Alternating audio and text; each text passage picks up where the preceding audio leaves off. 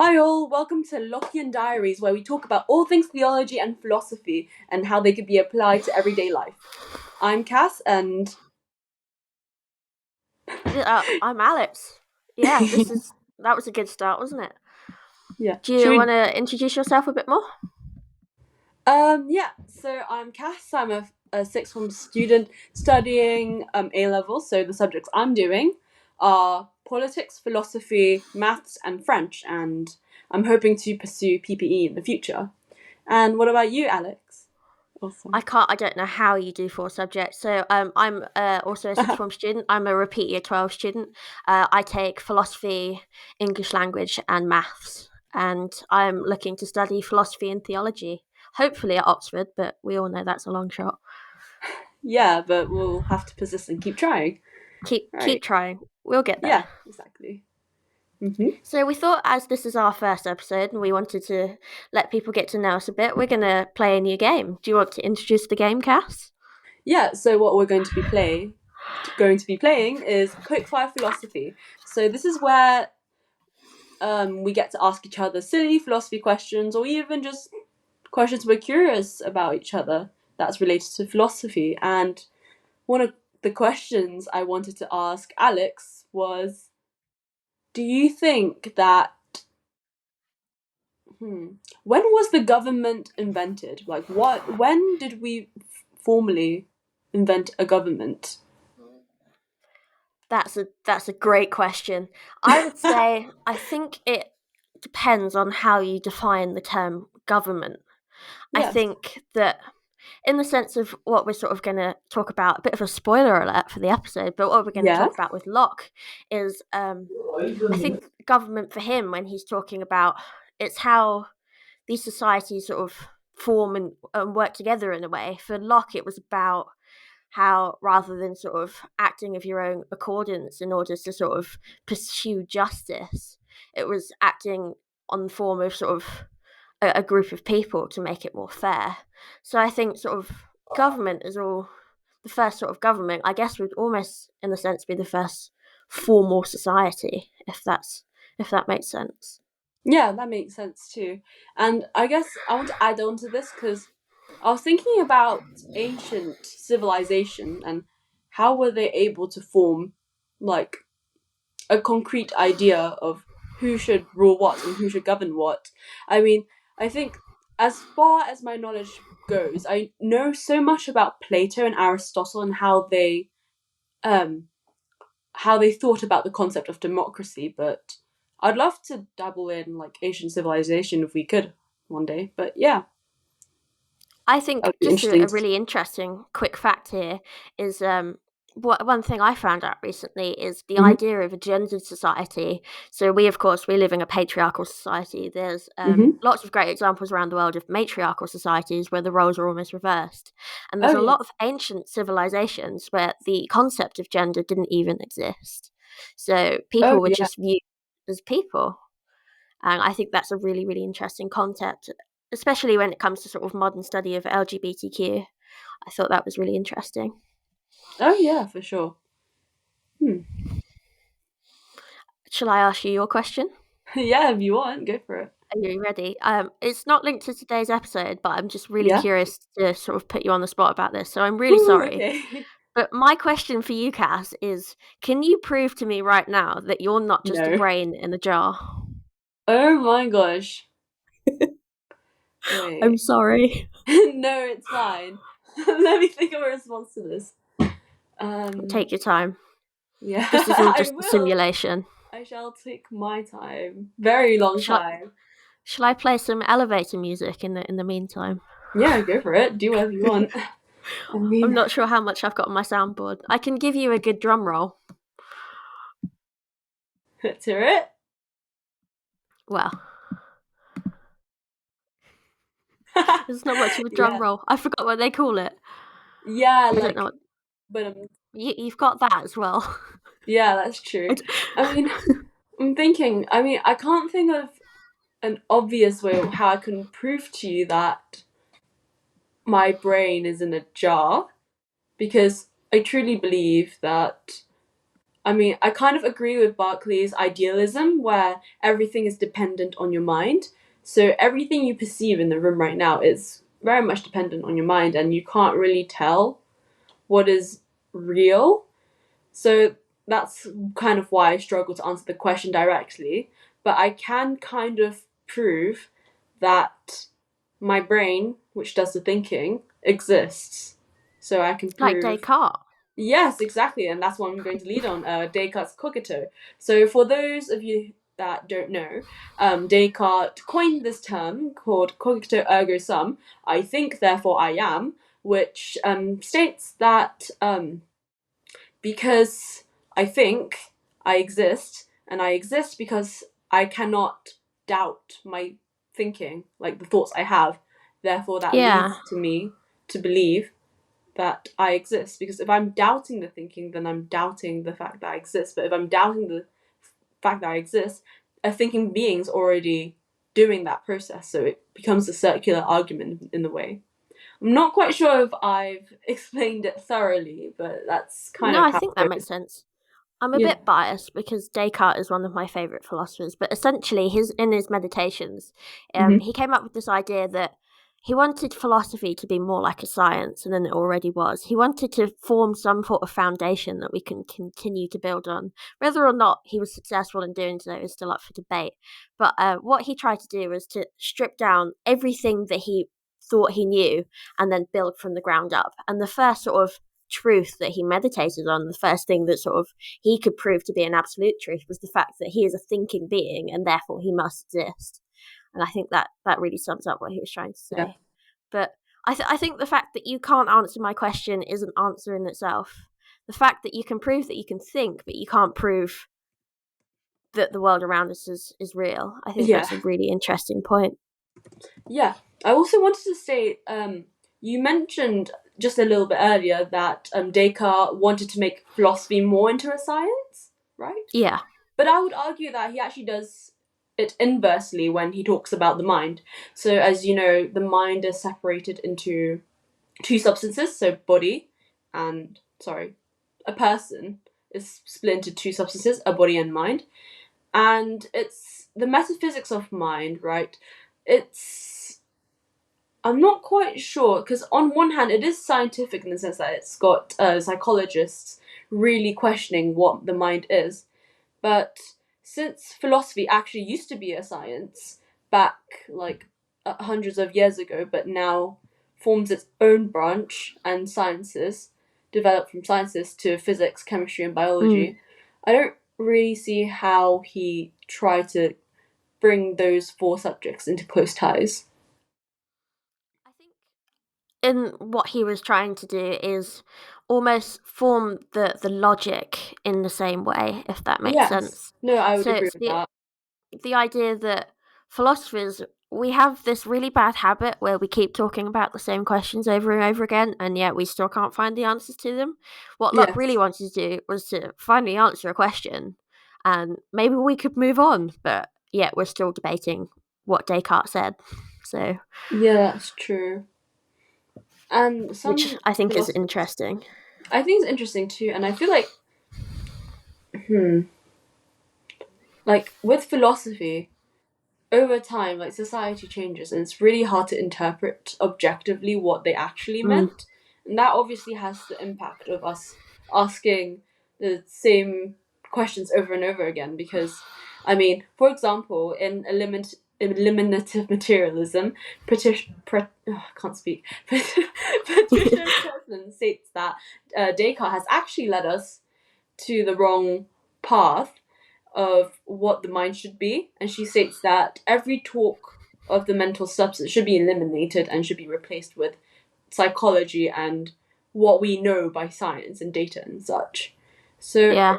it's really interesting to see how philosophy has evolved over the time, and I think really the reason why we're struggling still is clinging on to past ideas and finding it really hard to interpret objectively on what they meant.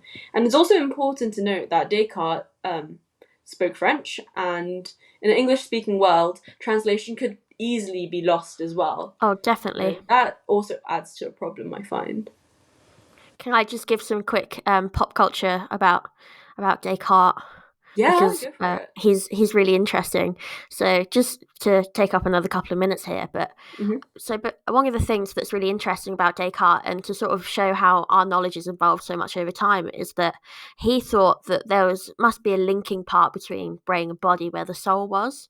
And for Descartes, he believed that the soul was located in the pituitary gland, I believe, in the brain, as it's one of the only parts of the brain that sort of connects the two hemispheres, if that makes sense. Yeah, that makes sense. And so the sort of two halves of the brain, the left brain and the right brain, as we call them. And another really interesting fact, that his head kept getting stolen, which is really interesting. Because people, after he died and he was being transported back to France, I believe, people wanted his knowledge, and someone stole his head. I did not know that. Which is really interesting. I might be quoting complete rubbish, but there was definitely a philosopher, I'm nearly like 90% sure it was Descartes, that somebody stole his head. And it's really ironic because Descartes believed in separation of mind and body. So his soul was no longer in that head. So can't really steal his smarts that way. But his head is now in a museum in Paris, and you can still see the carvings in his skull of the people that have owned it. I never knew that. Oh my god. Yeah. All I knew is that Descartes, in order to find out these kind of things of the mind and the body, he had to dissect dogs and cats for this, so. Well, that's gross. It is pretty gross, but that's a little Descartes fact right there. Yeah. Yeah. So, someone stole his head while they were guarding the remains. I think that was in 1666. And you can still see all the carvings in his head, which is really interesting. So, poor Descartes. Poor Descartes. This is also really random, but Bentham, I forgot his first name. Yeah, I love this story. We should definitely tell the story. Oh my gosh. We've already gone off on a tangent, but you have to tell the story of Jezebel. Yeah, I don't know if I can say in great detail because I've forgotten some, but I remember Bentham, you can actually see his body stored in UCL, and it's speculated or even confirmed that it's his real body.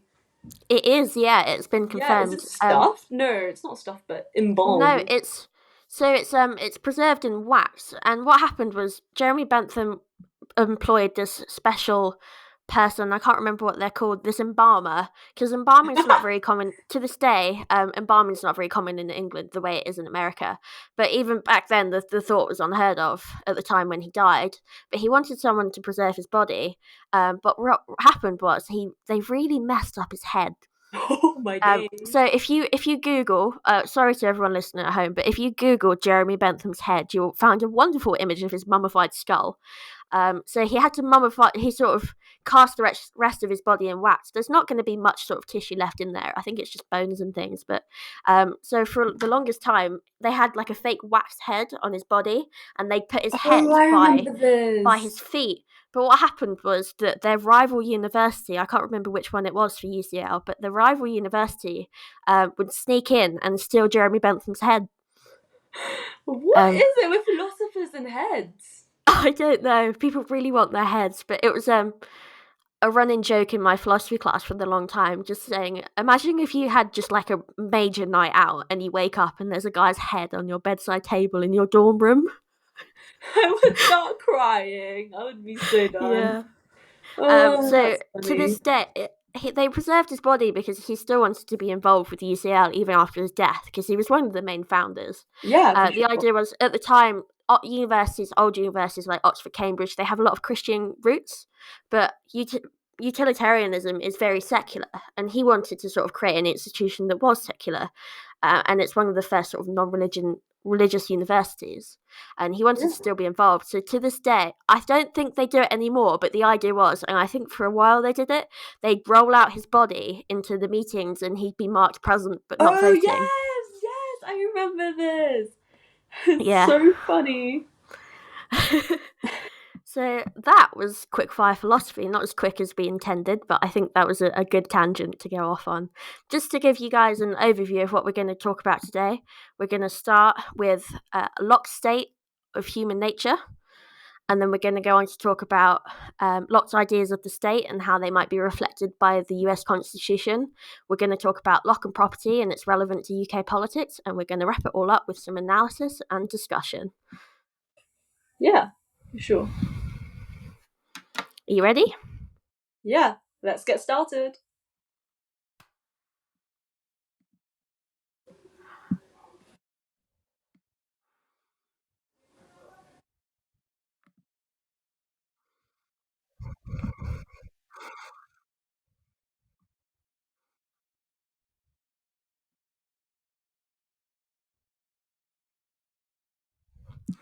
I might have messed that up a little bit, but I'm sure we can do some editing behind the scenes. Yeah, So to start, we can get going with Locke's ideas on the state of nature, which I think is a really interesting topic.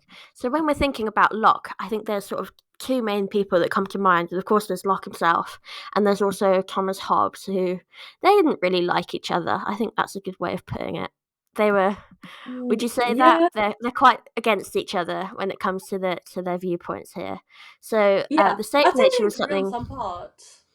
Sorry, Yeah, I think yeah. they agree on some parts, but also disagree on others. I wouldn't say they're like the complete opposite, but yeah. No. I think a lot of what Locke has written is almost can be viewed as disparaging what Hobbes has already said about nature, Yeah. and I think that's a really interesting sort of comparison. Oh, But for the sure. state of nature, to sort of define it in simple terms, it was almost a thought process that was used by these political philosophers like Hobbes and Locke, and it involved imagining what society would be like if we reverted back to a natural state. And what we mean by a natural state is sort of one that's free from government and police and society and all these structures that we've kind of built. And the idea behind this is that by sort of thinking about the natural state of nature, we can almost go into this how we want government to be. So by thinking of the sort of the normal state of man, we can then imagine what we then want government to be. And when we thought about, well, when Locke thought about going back to the state of nature, he had a very optimistic view compared to that of Hobbes. Do you think we should start by explaining Hobbes' point of view? Yeah, so Hobbes came before Locke, and I think it's quite important to start with the foundations of liberalism. So, at the core of every ideology, it starts with state of nature, and I think Hobbes. So it's really up for debate, but some may say that Hobbes was a conservative due to his negative outlook on humans, but some may also Yeah, say that he's a liberal because of the way he views humans as rational. So in that sense, he's a bit of both, but overall people would say he's a liberal and has contributed quite a lot to the liberal views. So there is a really famous quote by Hobbes, and he states that humanity would lead a very nasty, brutish, and short life. And the reason why he says this is because during the English Civil War, um, I guess in his perspective, the true nature of humanity really broke out. And what that means to him would be that everyone is rightly suspicious of each other and they live in constant fear of violence and being harassed, essentially. Because people would steal from each other, and this included necessities such as food, water, and property, or like stuff that belonged to the people. And so he concluded that people are very self interested individuals and humans should rely on themselves. And yeah, I mean, it's also to note that the state, because it was really about a riot between the kings, the state, and the people. yeah, So yeah, so he believed that humans should rely on themselves and fulfill their desires instead the state doing that all for them. And this yeah. is known as egotistical individual I can't speak. Egotistical individualism. He's But basically yeah. describing a world with sort of no objective moral facts because we've sort of gone back to the basics here. If we're thinking about Yes. moral facts as things that have been derived by society. So basically, Hobbes thought that if we went back to caveman times, we'd be living in the purge if we got rid of Yeah, essentially. society, which is a really interesting concept. Because without these sort of objective Regulation. moral values, everyone's going to go sort of to do. This is what you were saying about their own self-interest and sort of really about pursuit of self-fulfillment and making sure Self-preservation. you stay alive. Yeah. Yeah, essentially. Yeah, for And sure. and I think it's really interesting that you mentioned the sort of the point of view that Locke was writing for. I mean, Hobbes even was writing from on the Civil War. I guess you could say the political standing that Locke was writing from was more optimistic, coming from a Christian point of view, and a lot of his ideas have that sort of backing. Would Yeah, you for say? sure. So Locke had sort of a more optimistic view of the state of nature. He talked about because we've been given reason and conscience by God. This is something that's outlined in Genesis. So those of you that don't know the story of Genesis, God Hmm. created Adam and Eve. It depends on your sort of interpretation of the story. Many people now read it as a myth, but a lot of scholars at the time would have literally thought we came from two people, which can introduce some issues in itself. In the story of the creation story, God sort of breathes life into Adam, and this is how humanity comes about. We share in the image of God. That's what Genesis 1:27 says. Humankind made in the image of God. Um, so he believed because of this and because of this sort of this reasoning faculty, it separates man from beast. And he believed the state of nature because of this is going to be peaceful, and we're not going to be like wild animals like Hobbes sort of described. Yeah, for So sure. any thoughts on that? Are there any Um, issues that you think could be raised about his sort of basis there? I mean, I would like to continue on from the point that Locke definitely has like a positive view, and Hobbes does eventually have a positive view in the end. And I think what connects these two philosophers together is that they both believe that humans are rational and can reason with others for Yeah, peace, definitely. which is what I guess Genesis 1 and 2 kind of advocate for, like be fruitful, multiply, and like make sure to like take land for your people. And I guess that's quite Yeah. hopeful and peaceful in a sense. Kill it And and keep it is what the sort of we were given dominion is the term. It's this yeah, idea that God gave us the world and sort of we have this responsibility to look after it, which we yeah, can sort of come back to later. One thing I wanted to get to was this idea of original sin that's introduced in Genesis ooh, 3, so the fall of yeah. man. The fall is so interesting to me. Yeah, Mm-hmm. so of course, I'm going to bring in Augustine here, but a lot of his Mm-hmm. ideas are controversial because he bases a lot of his writings on Genesis, which of course are now interpreted very differently and not in the literal sense that a lot of his works are, Yeah, which is very unique for Augustine because a lot of his interpretations of Genesis are quite literal, but then in other senses he interprets things quite differently, which is really interesting to think about. But on the view of Augustine, he would argue that humans need some sort of overruling political authority because of the corruption of original sin. He believed that we sort of lose that capacity to reason that God has gave us because of sin and this sort of yeah. separation that we have. And I think that links nicely into Locke's, not Locke. I'm going to get them mixed up for the entirety of the episode, so It's you'll have to fine. forgive me. But Hobbes, he talked about the Leviathan. If you want to go Yeah, into that a little bit. his book. Yeah. Yeah. I If mean, you want to say a bit more. yeah. I don't really have too much to say because I haven't read it personally. But yeah. I've started reading it and it's quite heavy, Hmm. so um, Yeah. Tell me about he's it. basically talking about some sort of king or sovereign, which he nicknamed the Leviathan, and Oh he yeah. believes to sort of disparage and to move away from this purge society that he's described, we need to sort of give in to some sort of monarch in a sense, Yeah. so that we have this overarching political authority to keep everyone in line. So and Hobbes uses reason to discern the need for this, and this is where that connection between Hobbes and Locke comes back in, that humans Hmm. still have this capacity to reason, so in that sense they'd be Yes. against people like Augustine. That's pretty interesting. I'd like to say on top of that, because I did mention at some point like Hobbes' views are kind of conservatives, and if you know the ideology of conservatism, some people may say it's not an ideology, but it very much focuses on human sin and how humans at the same time can't are kind of helpless in a sense that we cannot be comparable to God, and therefore we do actually need a lot of help from the state and should not advocate for like a minimal state, which I think is quite an interesting contrast. So yeah. Yeah, that's a really interesting point. I've got a quote here from Locke that we can bring in about he would use this to sort of contest Hobbes, and his sort of main argument against this would be that if you're talking about these flawed humans who can't control their urges and would go against each other in such a way, how would taking one of those people who are acting in such a way and putting them in the sovereign position really solve that? So the quote from Locke in his second treatise of government goes as such: for he that thinks absolute power purifies men's bloods and corrects the baseness of human nature need read but the history of this, or any other age, to be convinced of the contrary. He that would have been insolent and injurious in the woods of America would not probably be much better in a throne. Yeah, that's quite interesting.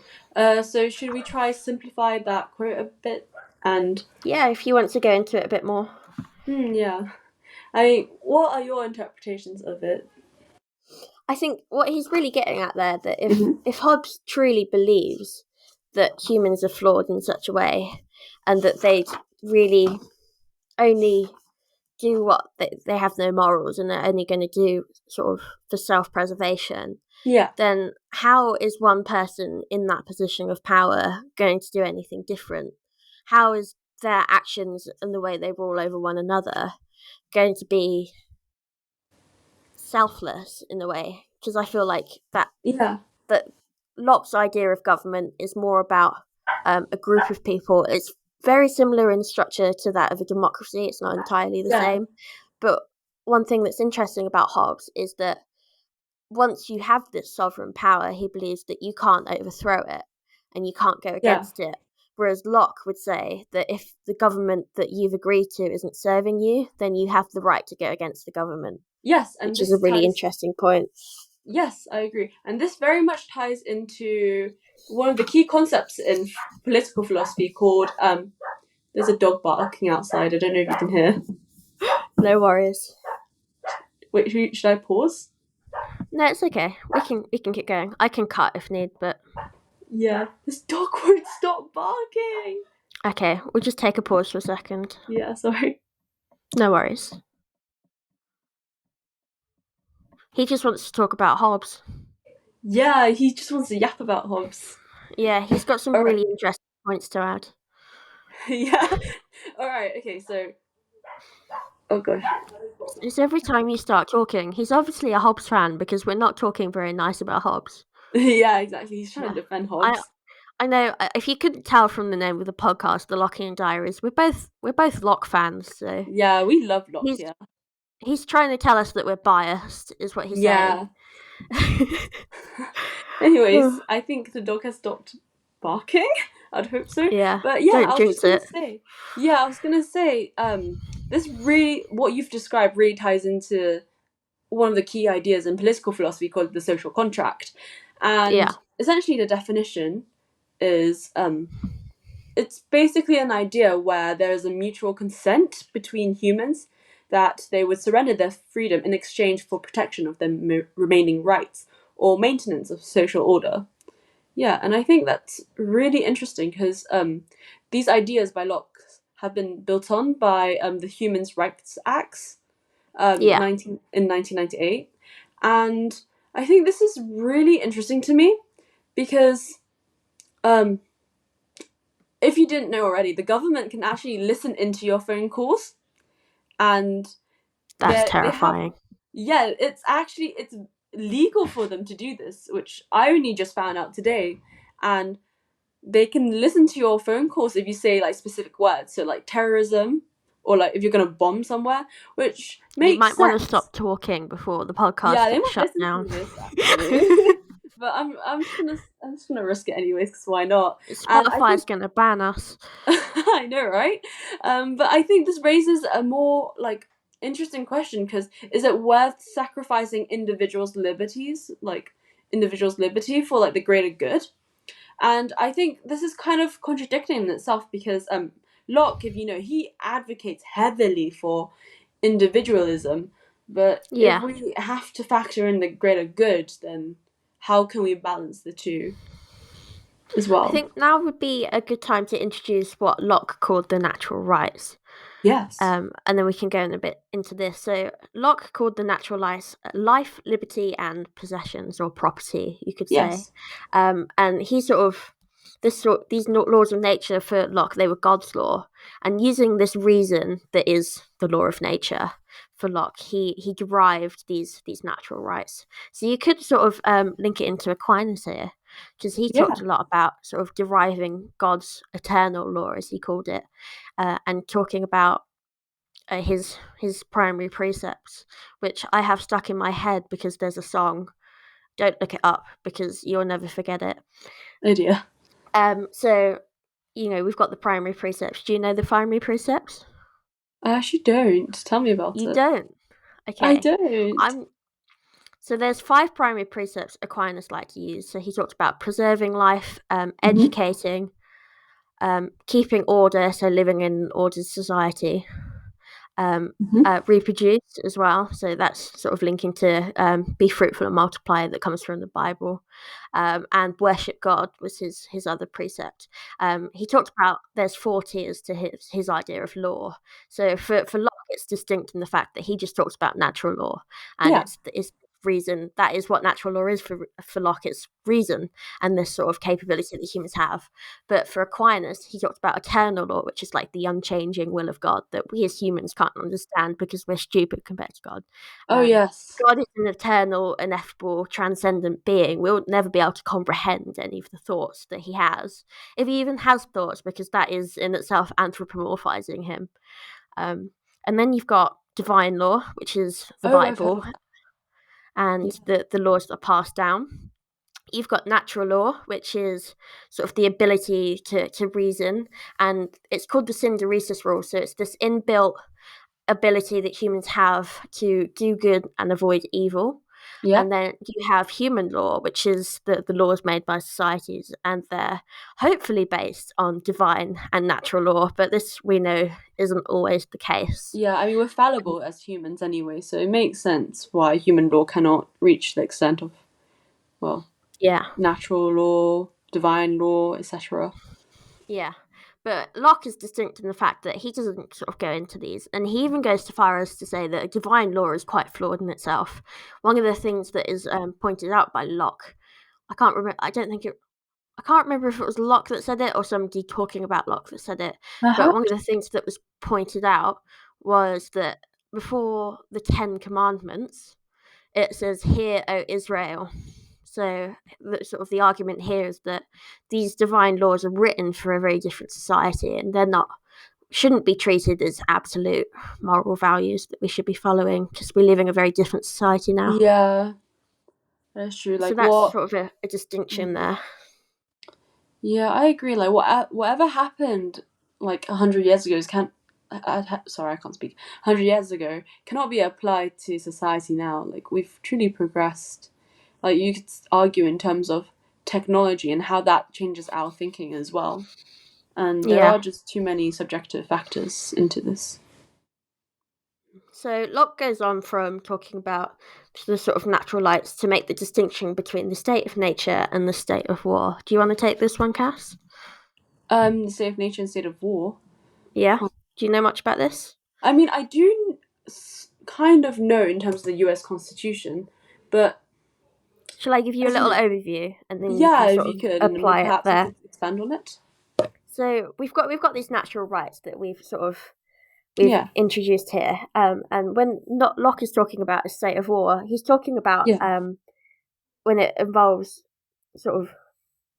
He defined the state of war as a state of enmity and destruction, and it's something that Okay. occurs when you're trying to take another person's life, their possessions, or make them a slave. So when you're sort of going against their natural rights, he would Oh, like define liberty, this, yeah. yeah, as a state of war, entering a state of war. And when you're in a state of war, he believed that you had a right to retaliate. Yes. Oh, Which is this fits interesting. really well because I know in the U.S. Constitution it says in one of the articles that the people have the right to bear arms.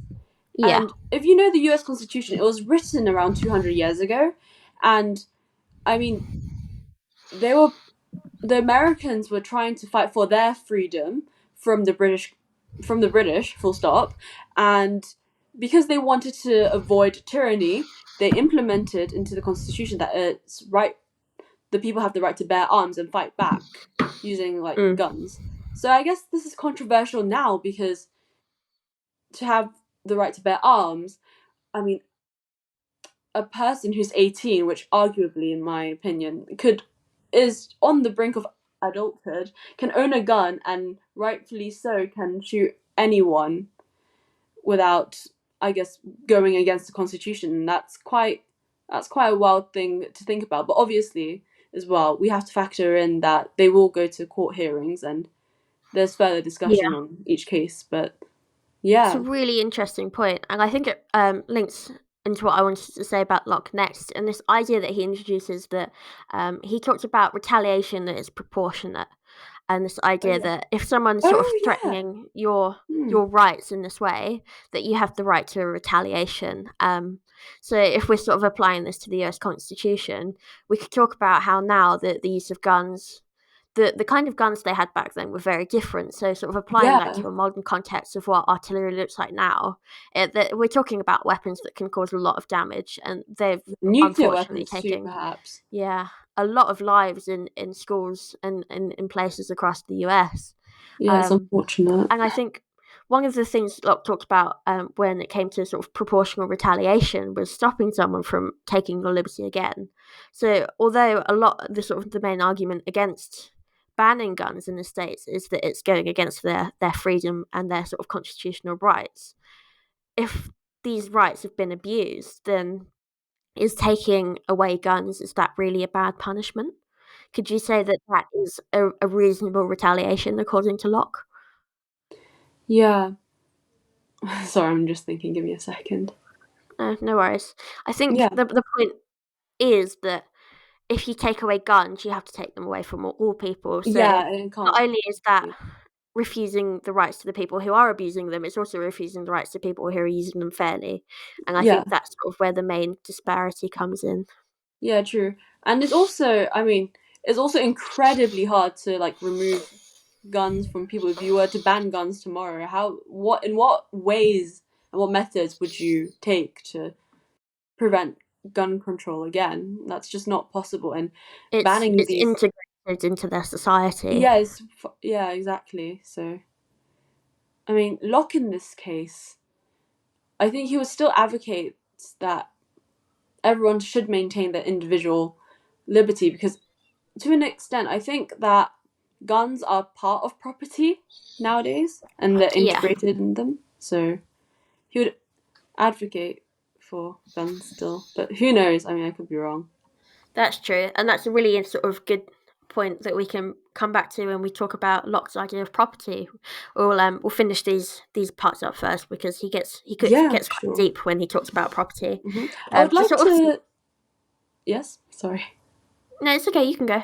Yeah, I would like to add as well, when you said the people have the right to retaliation, I think that really ties in with just war theory as well.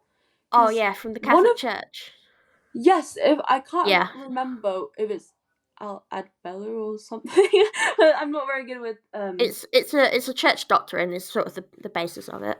Yeah, but essentially one of the principal outlines that whatever force you impose on the other country or the opponent, they have the right to do it back to you, and I think that's interesting to think about as well. But I also think it's interesting to think at what point do we say something's proportionate?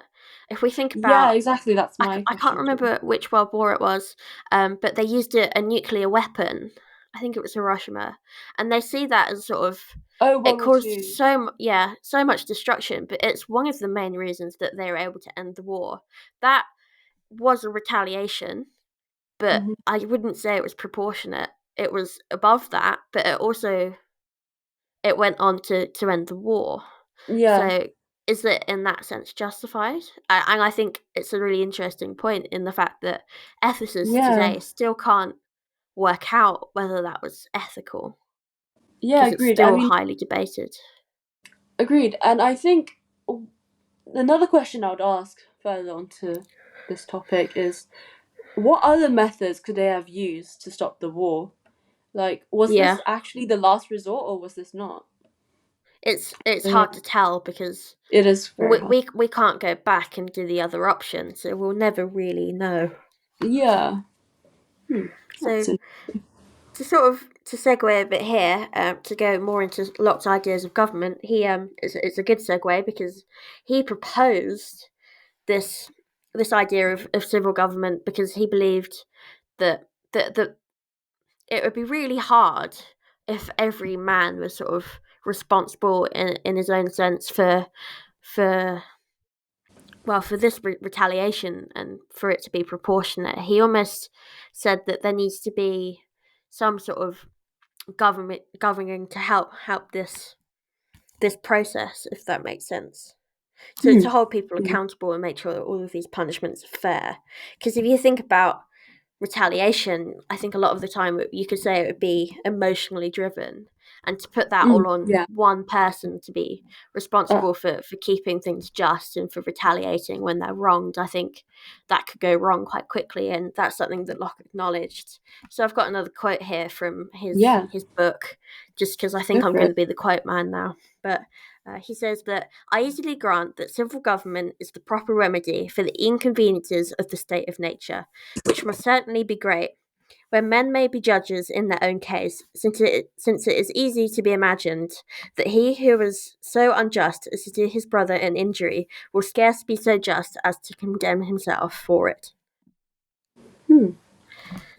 So if we break that down a little bit, what Locke is saying here is that, as I said before, for every man to be responsible for his own sort of punishment, or to bring himself, as he mentioned here, to bring himself in for the wrongdoing, it's just in terms of the state of nature, it's not reasonable to expect that, and it's not practical.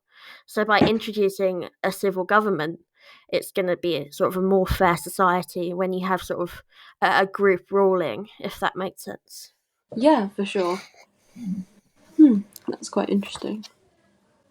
Yeah, And I think and I you guess go. this is kind of random because I hope I've interpreted this right, but yeah, I don't really believe one man should be making this decision, and I Oh think no, definitely not. yeah, a good thing about the UK's government, I guess, is that the Prime Minister needs the cabinet as his backbone, and they Yeah, need to actually work together in order to like form a decision, and that could be applicable to war. Whereas in the US, the the president and his cabinet are very much distinct, and therefore the president has more like power over yeah, what he does. And I don't know, it's quite interesting to see how different because political systems work. they can vote in different parties, can't they? So that Yeah. the president can be of one party, and the sort of the board that serves them can be of another, and that's where this issue comes in if the president says something and everyone disagrees. And then when you have a case where they're both of the same party, I think that's happened recently, hasn't it? I'm not I'm not quite too sure. sure. Has that Probably. happened with Trump? Yeah, and with Trump, it's happened like with the same party and with a different party. So united and Yeah, divided government. Yeah. yeah. And the thing about sort of a united government in the states is that gives the president a lot of power, Yeah. And which is an interesting point. it is pretty interesting. Yeah. I don't. Yeah. I'm not quite sure if. I don't know if Locke would have agreed with this as a key thinker in the I don't U.S. think he would Constitution. agree with the I don't US think he government. would because he advocated heavily for a minimal state where the people would take control instead of like people in Yeah. government. So yeah, it's quite interesting to think about as How do well. you think we could apply this to our sort of modern views of monarchy? So Hmm. in I mean, Locke's time, he yeah, was his sort of basis and his background was that he came from a family of parliamentarians, Yeah. and he sort of didn't like the idea of a complete overruling authority, which is why in a lot of his works he's sort of advocating for on the side of the people. But how would Yeah. you think he'd think of our sort of monarchy today? Because technically, the king could just say, "No thanks." No Not that thanks. he would, I but mean, don't know. but technically Yeah, I think he could. Locke now, I think, oh, don't know if this is a bit too controversial to say, but, well, it's It's probably okay. We not, like but, controversial. yeah, we love a bit of yeah. Anyways, Makes I it think interesting. Locke would have, yeah, exactly. I think Locke probably would have liked the monarchy now, because to me, the monarchy serves as the head of state. Like, Yeah.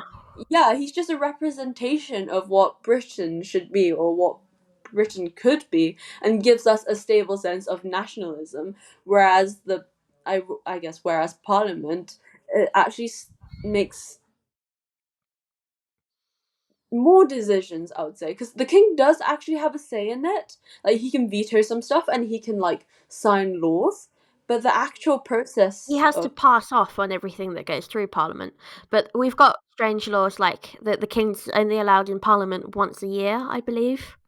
He's only allowed into yeah, the House of Parliament once a year. So there is that separation. and he's And I not think allowed that's to really vote at some interesting. point. Yeah, No. it is quite interesting.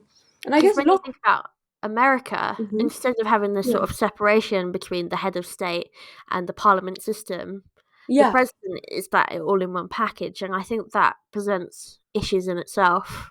Yeah, exactly. But then, of course, we have the issue of our head of state is chosen from a long line of Yeah, people that Locke. are sort of born into this role. So would we say that's Yeah. a fair decision?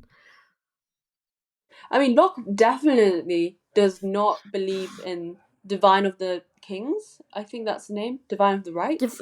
Where, Divine right of kings. yeah, Divine Right of You were Kings. so close.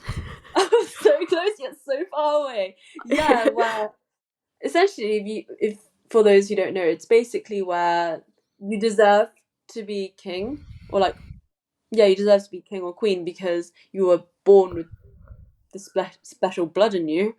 And they related it And to God, didn't they? yeah, they related It's to almost God, like saying God that God wants you to be appointed you king. because of this. Yeah, Mm. and you deserve to be in that position when. Yeah, I'm not gonna say. I'm not gonna elaborate further, but Yeah, you sound yeah. like there's like a red dot on your head and King Charles is outside your window. Yeah, let's It's not. like I mean, people could we're be both hearing British. our We don't podcast want right to now. lose our citizenship, so we're gonna move on swiftly. Yeah. Just really slightly off topic from the ideas of the monarchy because we're not getting too political apparently, is Yeah. the idea that Locke presented that other governments do not have the right to punish people who are foreigners as they have not consented to be a part of these governed societies, these civil governments. What do you think about that? Hmm. I think I So kind of I could agree. go to another country and cause complete chaos and they can punish me. Yeah. Not saying Wait. that I'm going to do that. Please don't. Please don't. I mean, just to wait. Wait. I'm a segue. bit confused. I thought. Okay. I thought your statements contradicted each other, so I'm just asking to get this clear. So does Locke believe that you can wreak havoc in other countries and be penalized for that because is He that? would say that you can't because Yeah. you've got. But I guess in those cases, the idea of sort of self retaliation would still apply. But on the Yeah. behalf Okay. of the government, you couldn't be punished. Does that make more sense? Yeah, that makes somewhat more sense. So I if mean, hmm. I'm being completely silly here, so forgive me. But if I went to another This way. country and started wreaking havoc, if someone stopped me and punched me in the face, then that would be okay. But the government couldn't put me in prison. Just that's Yeah, just, unreasonable. you can face like charges and face like punishment, but they can't. The government can't actually like. Hmm. Yeah. Yeah, that's what So Locke would say. Locke introduced this idea of sort of I think it's tacit consent. Ooh, So there's interesting. sort of the difference between tacit and express consent. So of course there's this idea that Locke he talked a lot about the rights of the people and I think you put it quite well before. I can't remember how you phrased it, but this idea that it's the people have the right to sort of stand up against the government, and if the government is not serving them, then they have a right to go against that, and it's not this sort of authority. Yeah, I actually want to say, sorry for thinking for so long, but I actually It's got a fine. response to your previous question. Like, I feel like if you're traveling to another country, right, like, surely, like, inexplicitly as well, you would have consented to Yeah, go into that definitely. country and consented to their law anyways. So it would have been right for the government to punish you if you did cause havoc and that, because you are basically giving them, well, A, you're giving them a bad reputation, and B, like, you're probably infringing on other people's liberties too if you're causing havoc. And I guess that kind of relates to Mill's harm principle, where you shouldn't harm others. So that's quite interesting too. That's my weekend plans gone. Thanks for that. Anyway.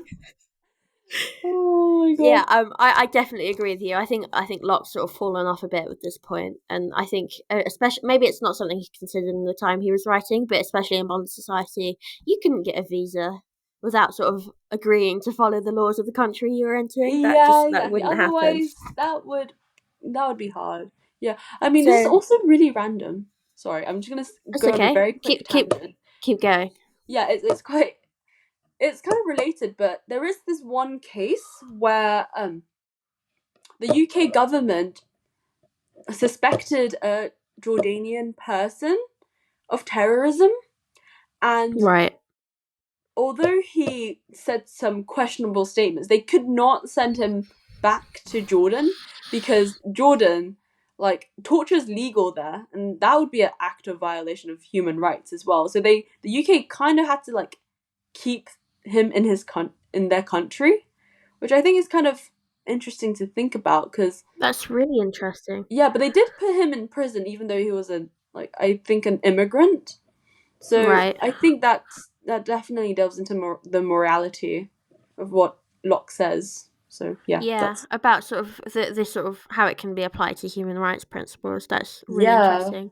Shall I go into the sort of the difference between tacit and I don't think I'm pronouncing it right, but it's tacited fine. and express consent in this idea. So Yeah, go for it. consent for Locke shouldn't be understood in our sort of modern understandings of it, in the fact that it doesn't always have to be a spoken thing, like I consent to the laws of this country sort of thing. Yep. So Locke, of course, said that if the country's not serving you don't have to sort of go with the government. We can go against the government because the natural rights of the people are always going to be championed by Locke, and they're the most important thing. But what he did say was because of course, if a baby's born into this country and into this government, at what point if they sort of consented to be governed by our sort of Yeah, civil exactly. leadership?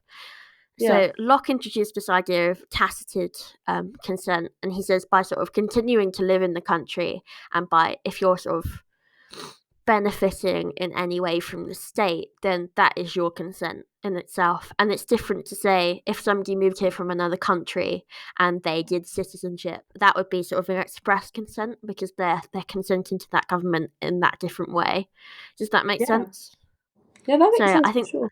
that's a really interesting point, because then you could go into the idea of, well, how if a child, say, benefits from the schooling, the public schooling system, which is quite confusing because I think private schools over here are called public schools, and then Yeah, I'd say the other ones are called state schools. state and Yeah, private. That's usually what because they're referred British to. people are weird.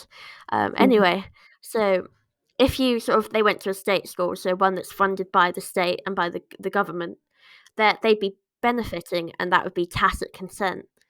But then what happens if their parents are the one that forced them to go to school? Yeah. So there's a distinction that could be made there, I believe, sort of being forced, because everyone, like, parents always really want you to go to school, don't they? Yeah, they I hope. always do. Yes, education is a must. But yeah. So you have a right, as Locke said, you have a right to question authority if it doesn't do as it's supposed to. So that's sort of a protection of those natural rights here, because of course governments can be corrupt. Yeah, and it's kind of unfortunate now because I feel like people do forget about that, or like they don't have the capacities to do that.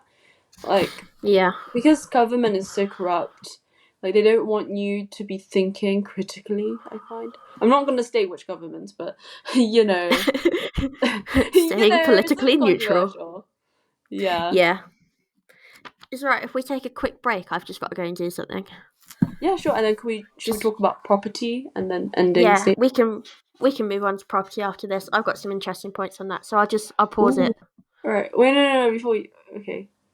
It's fine. I can cut that bit. Yeah, exactly. So on hello, property. future Alex. Hi, future Alex. Hope life is good and like. He's not going to be very happy because he's editing an hour worth of footage. Yeah, that is true. When is future Alex going to look back on this? Like tomorrow?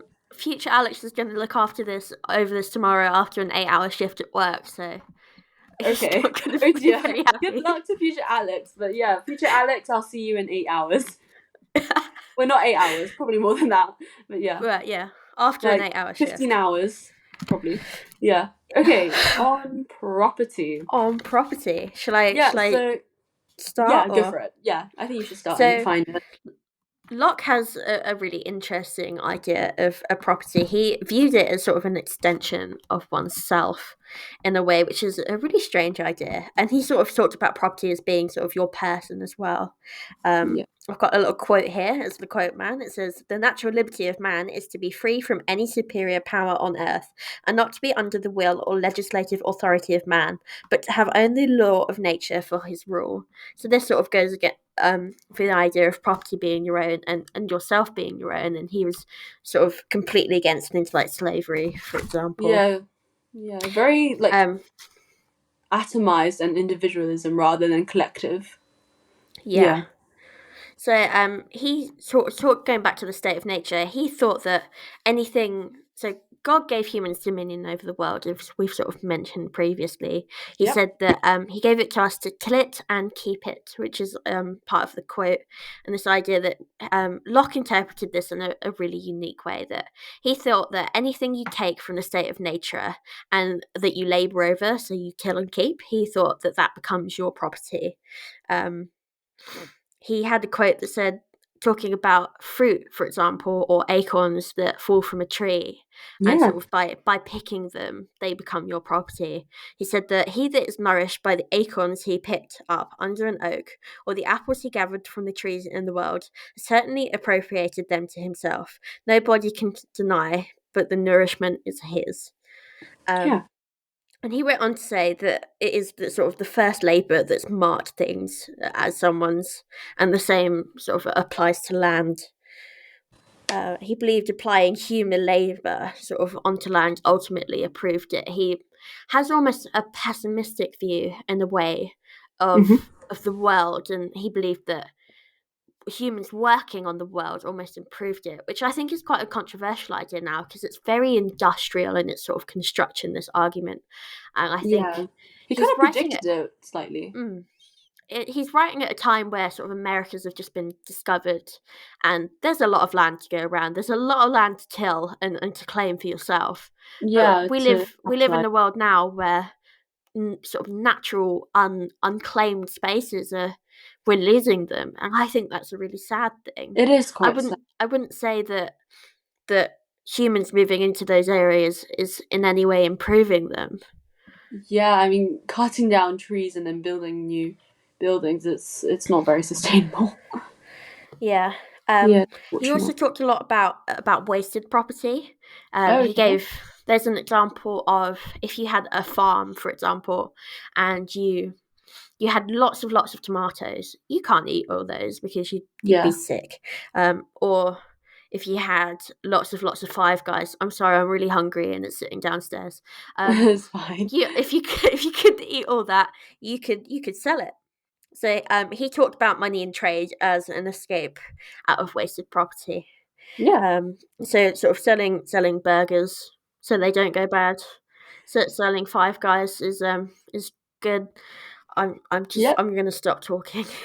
Yeah, no, that's fine. Make myself hungry. Yeah, that's okay. So Alex definitely mentions like a lot of great points, and I think one thing that I want to focus on right now is this whole trade system that Locke kind of describes, and to sell things and to, I mean, liberalism very much focuses on improving yourself and trying to get ahead of society, which kind of builds on this capitalist kind of ideal where there is, I mean, liberalism can be splitted into two categories. So classical liberalism, which is what Locke, I mean, coined slash found, and modern liberalism, which is the period that we're in right now. So classical liberalism believed in a sense of hierarchy, actually. I mean, not as much as conservatives. Conservatives heavily believe in hierarchy, but Locke and other classical liberals believed in this thing called social Darwin. I can never say this right. Social Darwinianism. Yep, social Darwinianism. I believe. Yeah, I think so too. Which essentially is just clap every time you want me to say it. Yeah, I should.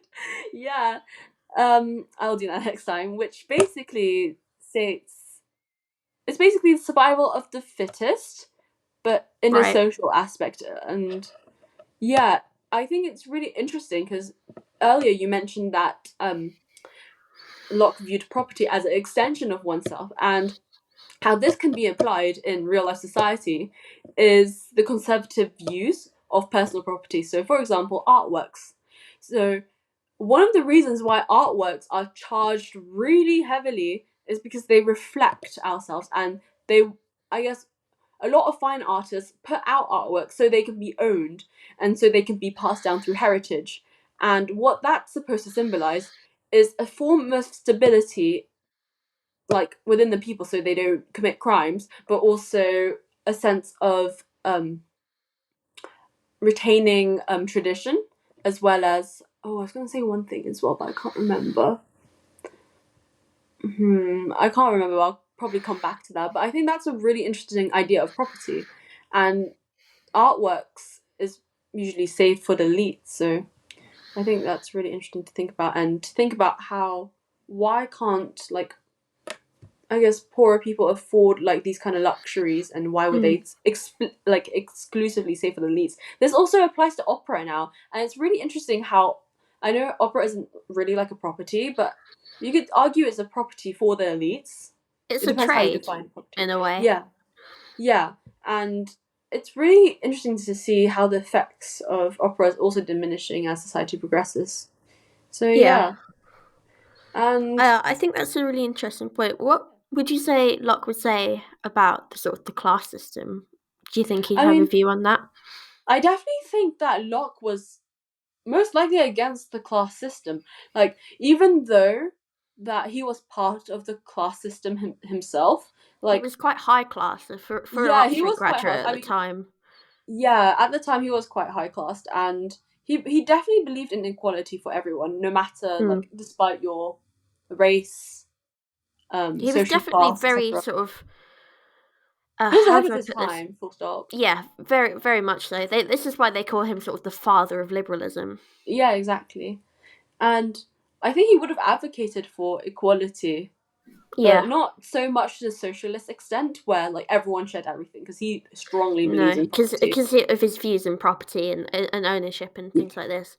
But I think you could almost link back to natural rights, and I think with the class system, if it's, I think through ownership of property and it's linked to the people who sort of, because it's linked to labour. So Locke would sort of say there's going to be a class system in the sense that people who work harder are going to have more.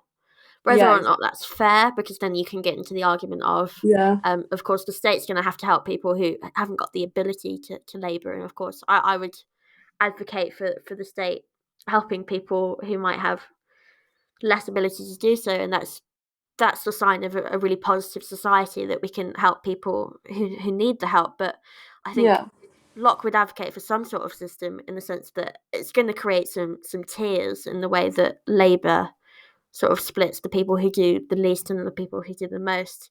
But I think if a class system exists in a way that it's infringing on natural rights, so things like life, liberty, and the ones that and property, as we stated earlier, I think at that point that's where he's going to have an issue with it. Yeah, that's where he would definitely draw a line. Agreed. Yeah. Yeah. I think also what I'm interested in is, if around this time, around the Age of Enlightenment period, France and Britain were huge colonizers, right? And it's interesting because key thinkers such as Rousseau and Locke didn't have a strong opinion on slavery, except for the fact that it was wrong, and they never seemed to extend on it, and I don't really know why. But I mean, to these ideas that we consider normal were probably extremely radical back then. So it's interesting to see the duality. That might be why he didn't elaborate. I'm reading a really interesting piece. It's the Cambridge student edition, edited by Peter Lascett, of Locke's Two Treatises of Government. I've only sort of part way through, but in the I've got the one introduction by it talks. Penguins. Yeah, those are good too.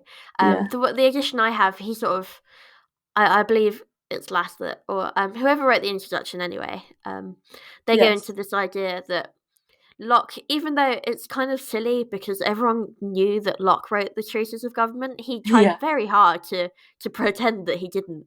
I think it was like sort of on his deathbed that he assigned the two treatises, even though there were some flawed editions that were published by Churchill. He sort of gave in its original sense to the Bodleian Libraries in Oxford, where he sort of spent a lot of his time. He was educated there, etc. Yeah, exactly. So I think that may be why he didn't elaborate too much, is that he was already so ahead of his time. There's only so much he can weigh into these issues, and I think if he was about now, he might have a lot more to say.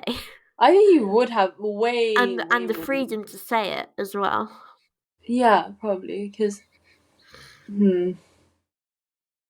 yeah, it's interesting. I guess I think also one important thing is that Locke emphasized heavily on tolerance and being open to ideas. Like, that is very core to liberalism. And if we think about it back then, I think because I think Locke essentially was talking about what is missing in society. How could we progress in society with the eventual goal, which is freedom? And I guess people back then, assuming that his views are like filling the gaps of society back then probably wasn't as open or accepting as we are now, and that's interesting as well, which is probably why he didn't elaborate so much as well. So to move on to sort of some evaluations, if we sort of are starting to wrap this up here. One, to sort of evaluate property a bit, I've got a quote by Robert Nozick in his book Anarchy Nozick, and the State of Utopia.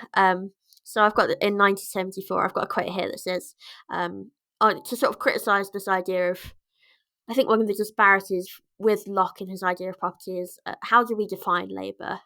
So the quote is, if I own a can of tomato juice and spill it in the sea so that its molecules, made radioactive so I can check this, mingle evenly throughout the sea, do I thereby come to own the sea?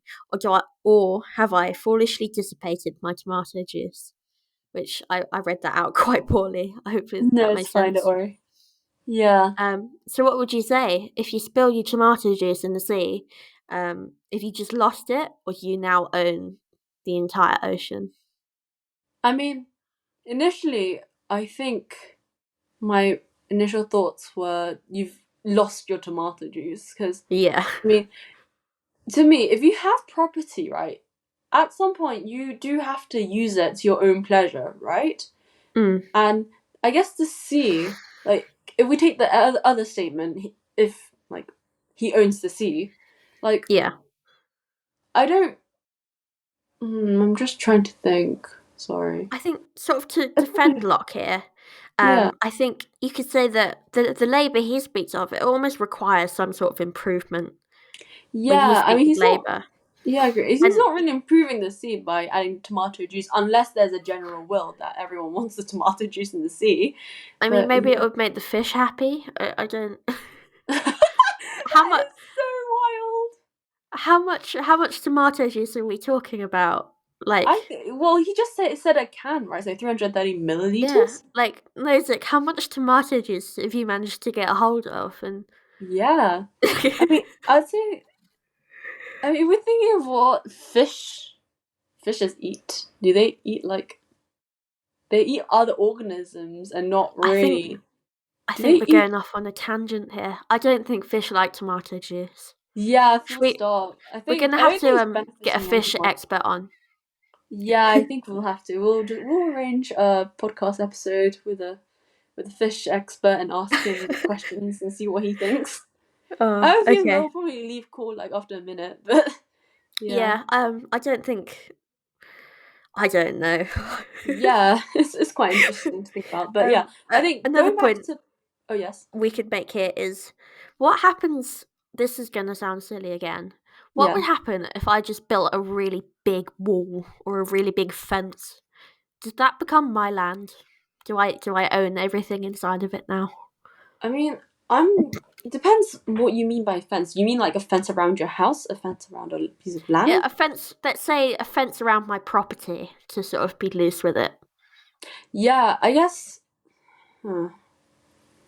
Would you say that the land I would have to sort of provide some sort of upkeep, so I couldn't Yeah. just build a fence around everything and own it?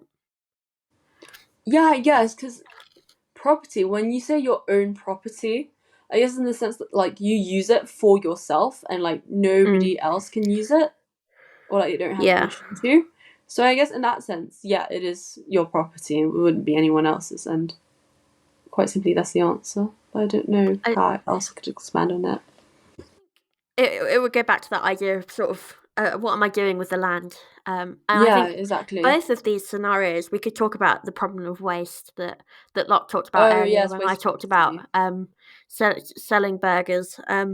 So is Nozick, after you've spilled your tomato juice, are you actually Yeah. going to do anything with the sea that you own? Yeah, probably I think not. it'd I be mean, you could quite swim hard in to it. use the entire sea. He could Yeah, swim in it, agreed. but you Yeah, can't swim in the entire sea. I think that would be quite tiring. impossible. Yeah. Yeah. Hmm. He'd need a lot of tomato juice to be able to get all the way across. Give him the Yeah, energy. I guess if he's taking it as his land, then yeah. But Yeah, so I think it goes back to that problem of waste. That if I built a massive yeah, fence and then just left the yeah, land there to overgrow, I don't think that would be okay. One yeah, more true. scenario that I'll give you, and then we can go into sort of a general wrap up. Is Yeah, I want to say one more thing off that, but yeah. yeah. Do you want to go first? Yeah, I was gonna say I think really properties depend. I think really sorry, I keep on repeating myself. Property No depends on worries. how accessible it is to others. Yeah, Yeah, that's a really interesting point. because like let's take stealing for an example.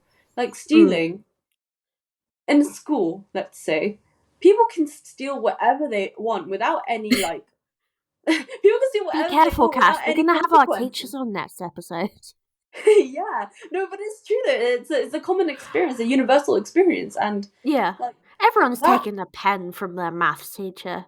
Yeah, I I have for really sure. hope my maths teacher's not listening Yeah, now. Mrs. Tailford, I'm really sorry. Mr. Susan Eva, I'm also really sorry. Please don't listen Yeah, to this Mr. Silk. podcast. If you're wondering why you always have to top up the whiteboard pens, it's because everyone takes them. No, literally, yeah. But going back to the topic, if say a person stole another person's pen, immediately it becomes their property because of how accessible it is and how they Right. can use it at their disposal. And yeah, I think with waste property, But it that just goes really against depends on natural rights. the. Because the natural right to property. If you take, Yeah. what was the name of your teacher? Mrs. Tailford. Okay, Mrs. Telford, you've just stolen her pen. Yeah. You've violated her natural rights. How dare you? Yeah. I mean, natural rights in what sense? Like, I know that we've established as liberty, property, and was else life. Yeah, life, Yeah. liberty, and property. So this is it Yeah, goes but back to then sort of the natural law, and this is what Locke has derived. So basically, yeah, what I'm saying is, your math teacher now can come for you. She yeah, has the right to come and steal back from you because you yeah. took her, I think that makes you infringed her sense. natural rights, and she can come and steal your stuff now. Yeah. I mean that is kind of fair, and also like liberty. No, hear me out, okay? Hear me out. Like liberty. I think what Locke really defines liberty is liberty to action. You can do whatever you want, but it's up. It's only up to you whether whether you bear the consequences or not.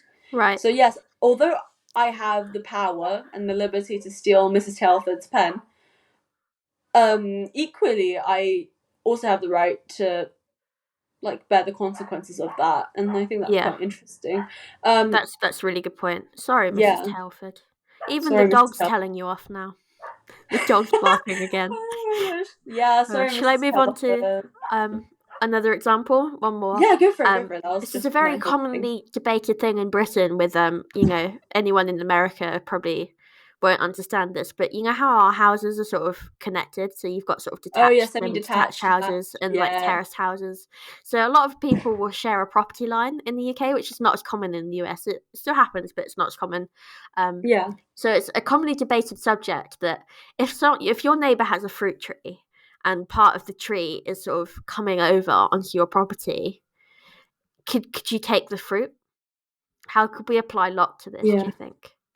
Would you say that if you labour to pick that fruit, that it becomes yours, sort of as Locke has pointed out, or would you say that as the main part of that tree is encased by the property of your neighbour, that you would be infringing on their natural rights by taking that fruit because that is their property, and they then have the right to take it back from you? How would do you think this would play out? I mean, I think this is very similar to the Mrs. Telford situation. Like, yes, because oh my gosh, I'm gonna admit something. Basically, oh, no. my neighbors have a cherry tree. I'm sorry, right. my neighbors, and I actually do pick on the tree myself, and I eat the fruit as well. That's fair enough. Yeah, but equally, I also have a cherry tree in my garden, so they can equally climb over the wall and pick the tree from my cherry tree if they wanted. I think it's a matter of what I've said before, accessibility, that prevents them from doing it.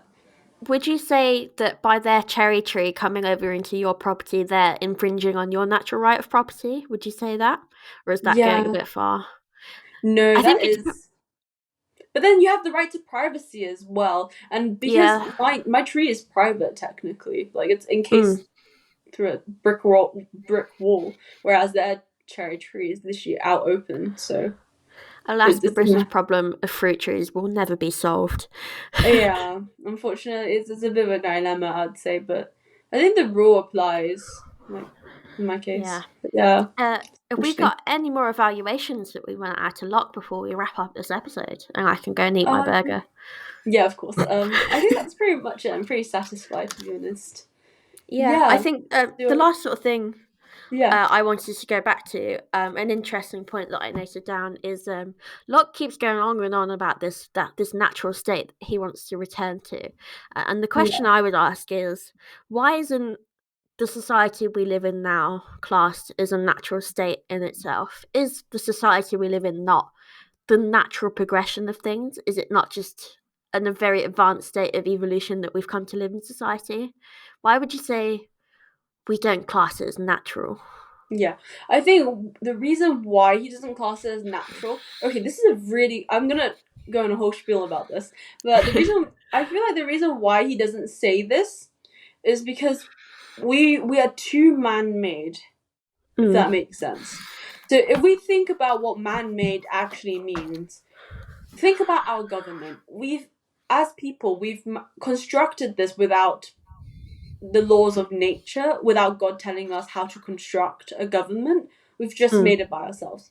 And I think, okay, I'm not supposed, okay, I don't really want to be talking about AI, but also like we could do a whole episode on that. Yeah. I mean, I strongly believe that AIs are just replicas of ourselves, but just man-made, and how man aspires to be. And that's really interesting. And I think Rousseau talked about this idea of natural and civilized man. And because man has integrated so far in society, they start to lose that part of being natural.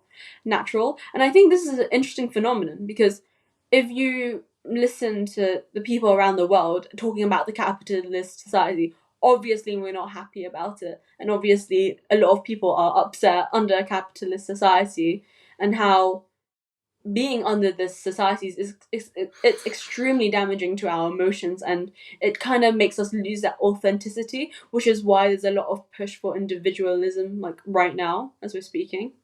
And this can That's really be, interesting. yeah, I personally believe that this can be represented in, if you notice the general like trend in indie music and indie films, those have spiked recently because of authenticity, and that serves as an escape from a very rigid man-made structure of a capitalist society. But that's my personal evaluation and critique of it. But It's a yeah. really great point. I think you could almost sort of, building off what you said, you could link it back to this Yeah. idea of rationality, and Yeah, that for sure. Locke makes this distinction in this idea that we have this rationality that stems from us being made in the image of God, and this Yeah. is where that sort of that distinction from natural almost comes in. That is that we're almost special in this way, Yeah. and that's why that using going back to nature as a tool is so effective as a method of coming up with government, as Locke has done, and I think that's Yeah. ultimately why it's successful. To make one last point before Hmm. we go, as someone, just to sort of get our personal biases out, I'm Catholic. Yeah. You wouldn't have any sort of religious affiliation that you're entirely certain on, I would say. Is that Hmm. true?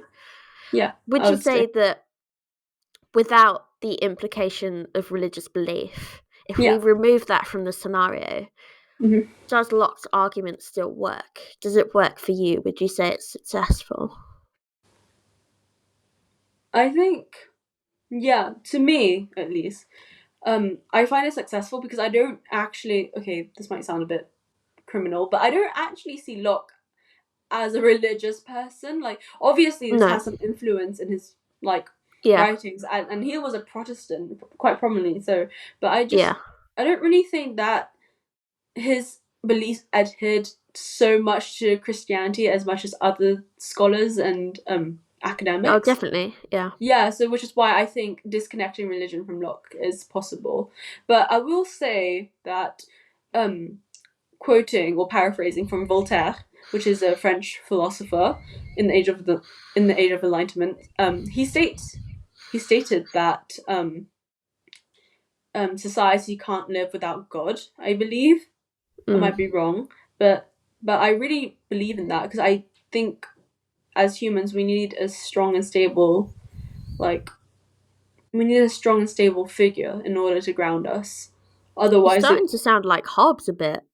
yeah, I am kind of, but Would you yeah, say that's almost why you could almost compare Locke and Hobbes in this way, that yeah, in Locke's idea he has a more positive outlook, but he still has this idea of a sovereign in God. yeah, I think that's yeah, a really yeah, interesting point that could be made.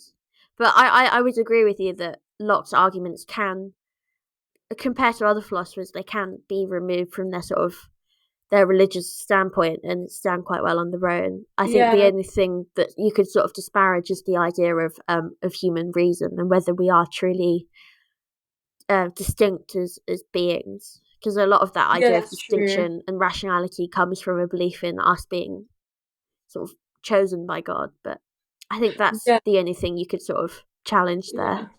yeah, yeah. I think so too. It's interesting too because in secular societies, right? Like, it's often stated that people are free from religion or free of religion, and what essentially that means is that we don't really need religion in our society to govern our lives. Like, yes, although Mm. we may derive ideas from key thinkers, we don't actually need religion in that case. Yeah, it's interesting. I think that's another topic to discuss on another day, though. And on that note, I believe that is the end of the first episode of the Lockean Diaries. Yeah, How'd you we've feel, talked so Cass? much. Oh, it Yes, was fun though. yeah, it was very fun. Thank you so much, Alex. And yeah, Well, thank you, Cass. And thanks everyone for listening. And if you made it this far, congratulations, because woohoo! it was our first episode. It was a bit of a struggle, but we're going to keep going. We've got some amazing guests lined up that are going to be coming on in a few weeks. Yeah, And we're just going to keep getting better and better, aren't we? Yeah, just to name drop a bit, like there are some academics from Oxford universities who are hoping to join us on our podcast. So that's going to be really exciting if you guys are interested in that. Should we announce our next guest? Ooh, yeah, go for it. Just an introduction. All going well. Our next episode is going to be on the implications, the philosophical implications of a belief in time travel with Alistair Richmond from the University of Edinburgh, which is very exciting. Yep, Are you looking forward to it? Yeah, I am for sure. Time traveling is so exciting, man. Such an interesting topic. So, well, yeah, that's all we've got to say, really. Yep, that's right. We'll see you all later. Yep, goodbye, everyone. Thank you for Bye. listening to Lockean Diaries.